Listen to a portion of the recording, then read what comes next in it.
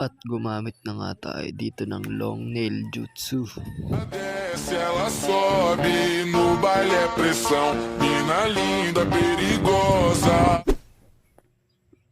Ngayong araw nga ay may ooperan tayong bagong pasyente. Ang sakit niya ay charging port. Makikita mo dito, pagka inuuga-uga yung sa charger, ay naglalos ang connection niya.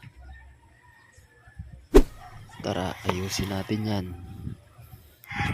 Ginamitan na nga natin ng heat gun upang matanggal ang likod ng takip ng ating likod.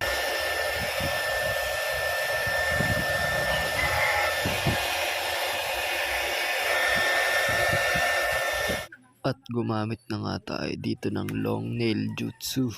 Desce, ela sobe, no baile é pressão, mina linda, perigosa, rouba meu coração, vai quicando, vai jogando, não perde a razão, no batidão, só.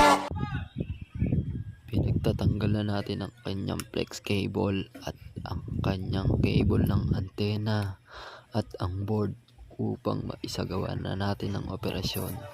Pinaglalagyan na natin dito ng base upang dumikit na ang ating charging port. Dito ay gumamit na tayo ng mechanic soldering base. Lalagay ko sa link ang comment section. Tinanggal na natin ang kanyang charging port. Ito yung ipapalit natin charging port. Dito ay kinompare ko ng dalawang charging port kung magkapares ba ang kanyang sukat at ang kanyang mga pin. Ngayon ay nilinis na natin ang port ng paglalagyan ng charging port sa may port. Gumamit na nga tayo ng screwdriver upang mapadikit ang charging port ng maigi.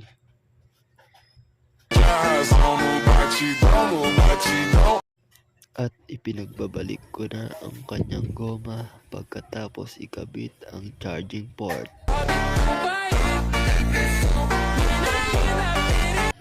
Tara, i-check out na natin kung successful ba ang ating ginawang operasyon. Successful siya mga guys.